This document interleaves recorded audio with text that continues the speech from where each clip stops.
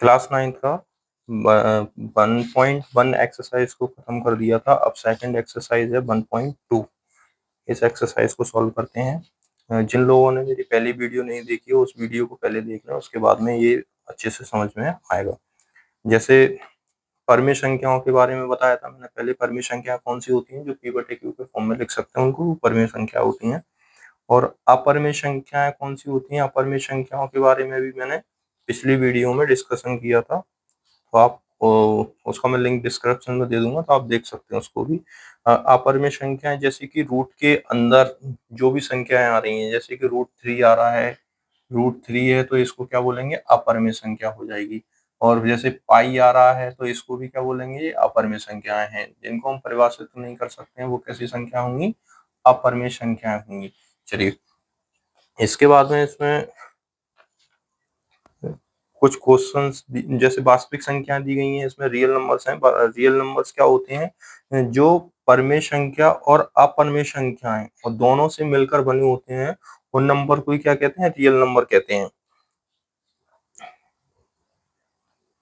इसके बाद में इसमें एक्सरसाइज पे चलते हैं। तो एक्सरसाइज में कुछ क्वेश्चंस दिए गए हैं, जैसे कि फर्स्ट एक्सरसाइज 1.2।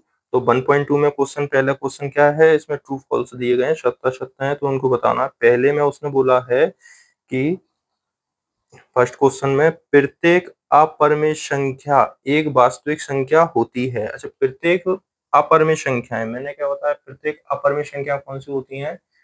प्रत्येक क्या अपरमेय संख्या लिखूंगा? अपरमेय संख्याएं एक वास्तविक संख्या होती हैं।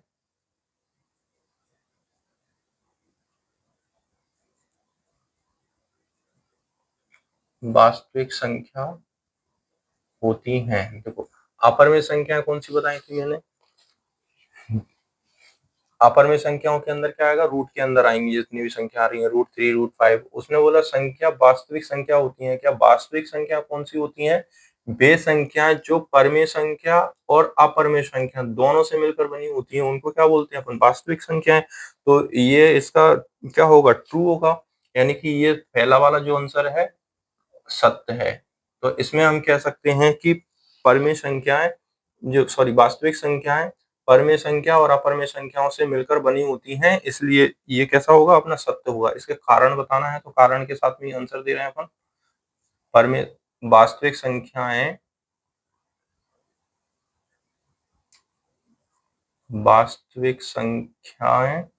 वे संख्याएं होती हैं जो परमेय संख्या और अपरमेय संख्या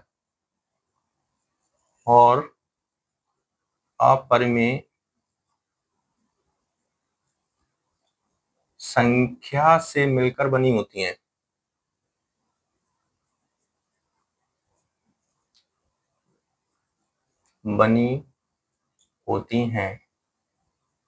तो ये कैसा हो जाएगा अपना आंसर? इसका ये कारण बता दिया है हमने, इसका रीजन बताया कि क्यों है ये, और इसलिए इसका आंसर क्या होगा? फर्स्ट का आंसर होगा सत्य। चलिए नेक्स्ट क्वेश्चन पढ़ते हैं। सेकंड वाले में क्या दिया गया है? सेकंड में उसने बोला है कि संख्या रेखा का प्रत्येक बिंदु m, संख्या रेखा का प्रत्येक बिंदु संख्या रेखा का प्रत्येक बिंदु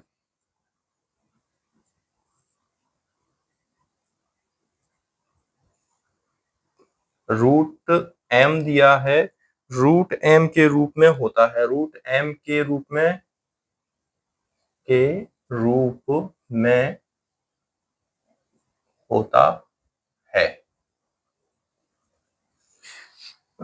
जहां m क्या है? एक प्राकृतिक संख्या है। जहां m एक प्राकृतिक संख्या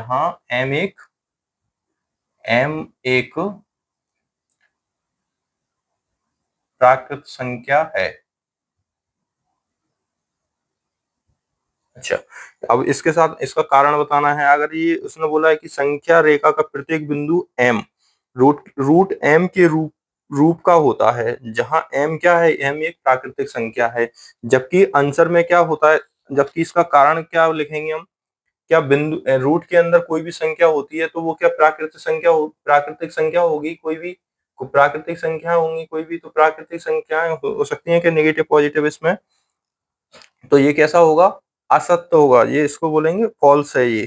क्यों होगा, क्योंकि कोई भी ऋण संख्या, जो भी संख्या होगी, कोई भी ऋणात्मक संख्या किसी बिंदु के प्राकृतिक संख्या का मूल नहीं हो सकती है। क्या रूट के अंदर कोई भी संख्या आएंगी, कभी आपने देखा होगा कि जो भी संख्या रेखा बनाते हैं प्राकृतिक संख्याएं कैसी होती हैं, प्राकृतिक संख्याएं या तो नेगेटिव होंगी या फिर पॉजिटिव होंगी, 1 2 3। तो प्राकृतिक संख्या अगर रूट के अंदर अगर माइनस में आएंगी तो क्या वो संख्या बिंदु बिंदु रूट के अंदर होंगी क्या, तो वो कैसी हो जाएंगी, असत्य हो जाएगा सेकंड वाले का। तो इसका हम कारण बता सकते हैं, सेकंड वाले का क्या होगा कारण, सेकंड का आंसर हो जाएगा इसका कारण में कि क्योंकि कोई भी ऋण संख्या, कोई भी ऋण कोई भी ऋण संख्या कोई भी ऋण संख्या कोई भी ऋण संख्या किसी प्राकृतिक संख्या का वर्गमूल नहीं हो सकती है।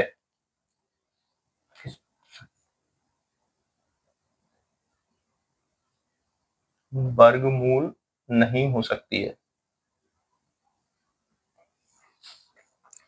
नहीं हो सकती है, तो इसका आंसर क्या आएगा, इसमें आंसर आएगा इसका असत्य। कारण भी बता दिया, कारण जो बताना था कारण के साथ में हमने इसका आंसर लिख दिया, ठीक है। क्योंकि अभी बताया था एग्जाम्पल में, मैंने क्या बताया था एग्जाम्पल में, रूट के अंदर कोई भी अगर नेगेटिव नंबर आ रहा है तो इसका कोई भी वर्गमूल नहीं होगा इसका। चलिए नेक्स्ट थर्ड क्वेश्चन पढ़ते हैं। थर्ड क्वेश्चन में क्या बोला है उसने,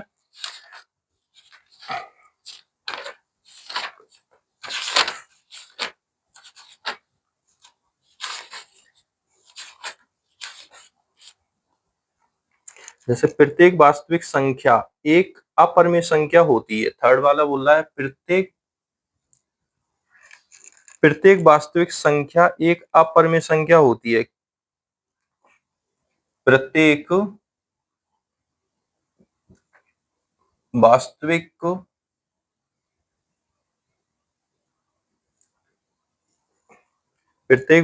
संख्या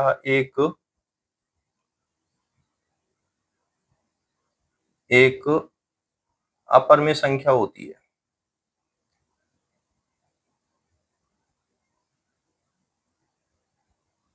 अच्छा, प्रत्येक मैंने अभी बताया था कि प्रत्येक जो वास्तविक संख्या होती हैं, वास्तविक संख्या किससे मिलकर बनी होती हैं, तो जो